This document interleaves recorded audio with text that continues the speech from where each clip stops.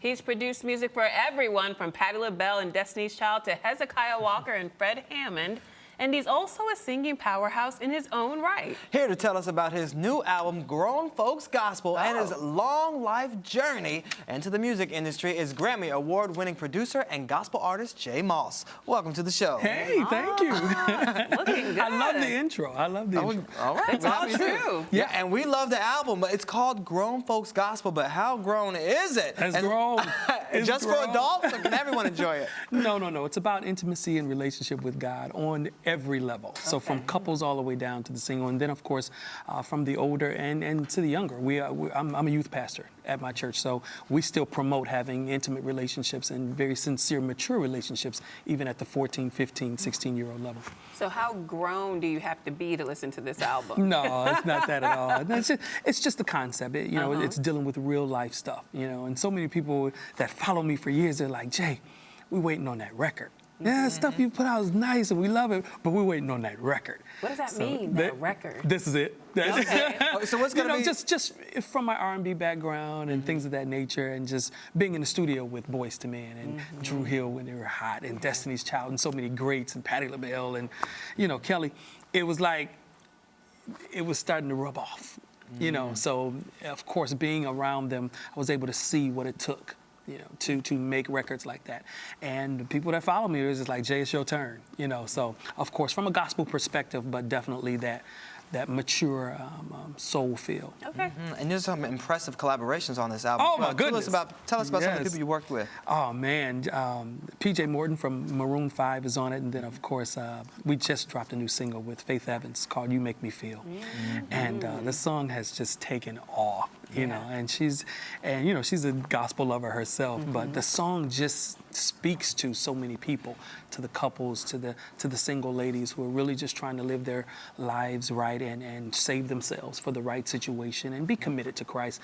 This song speaks to people like that, and it's just so many treats on this record. Treats. I like that. Treats. You're clearly just as comfortable in secular music as you are in religious music. Yeah. So why'd you choose gospel music over secular music? It's my calling, but don't think I don't entertain it at least once a day. Once a day. Oh yeah, I mean your mind, wants to play those tricks on you, but I'm committed. And it started, the Bible talks about your steps being ordered, and mine have definitely been ordered. My mother has kept a prayer hedge around me all of my life. So the commitment's there now, and I've matured in my spirituality, and it's shown everywhere. It oozes out of my music, the production, me and my crew pajam, and we just encapsulate and put it all in this one record. Well, some people have said that your music could be confused as secular music, and it has some very tight swag to it, which is a good thing, especially for the younger generation. Yeah. But do you ever get any backlash from the church folk to say, oh, it's too secular sounding? Well, my ministry is definitely beyond the four walls of the church, so we don't worry about the backlash, and of course it's there. But you have to have tough skin. You have to be able to let it kind of roll off the bat. The Lord told me what I'm supposed to be doing. He said, this is your lane. There's an audience out there for you, J. Moss, that they're just not going to get it from anybody else. They're not going to get it from Jakes. They're not going to get it from Creflo. They're not going to get it from Kirk Franklin. They're going to get it from somebody like you who understands it and feels it. What are you bringing to the table that's different from the Creflo Dollars of the world? What Definitely, do you think? First of all, he gave my family, that Moss legacy, that family, a unique identifier in our throats. Okay. Without the R, our throats. So definitely a sound and a texture that's very unique, and then coupled with my crew pajam, it just comes flying through. But definitely, like I said, my experience in being in the studio with a lot of R&B greats, we're able to bring that thickness and that quality over to the gospel genre, so it doesn't sound watered down and dated and things of that nature. Are you also trying to reach a different type of Christian as well? Well, anybody. But come one, come all. Come one, come all. Yeah, absolutely. I'm sorry, Shannon. I stepped on that question. No, What that's was it? fine. Yeah. I was just wondering if you're trying to bring a different type of person to the church through your music. Anybody unchurched. Period. We're going after everybody. We're going into clubs, we're going into prisons, we're going on the playgrounds, we're going in the streets. Anywhere that the unchurched are is where I want my ministry to be sat right down in the middle of. to see it penetrate. You said that this is your calling, this is your mission. Yes. When did you know that this was your calling? Very young age, like 7 Really? years old. It's when I became saved. And I always knew that there was a tug at me. There was always a pulling at my spirit, so to speak. And you don't know what it is at that very young age. I'm not going to sit here and try to act deep.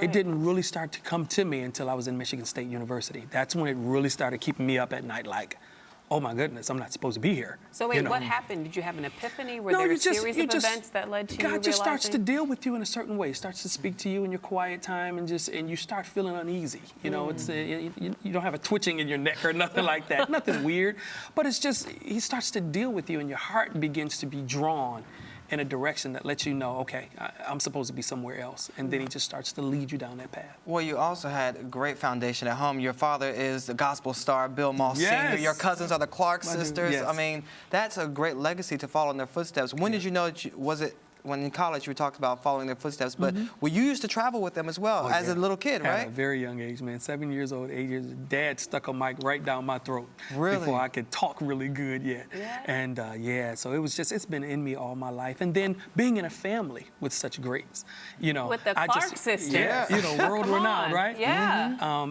I was just like a sponge. So I just soaked up everything I possibly could, and it helped me become J. Moss. So what was Thanksgiving, Christmas like at your house Everybody growing up? asks that. Yeah, I want to know. You wouldn't believe when we get together, it's no music or business at all. Stop it.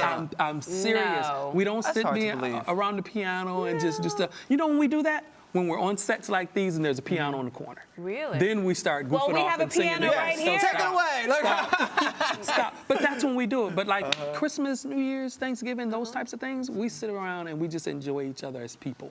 And we No don't talk one's about no humming. business. Nope, no business Partridge at in all. a pear tree, Nope. no first Noel, nothing? No. Okay, so then what's it like when you guys get in the studio? It's just a big Holy Ghost party. What's it like?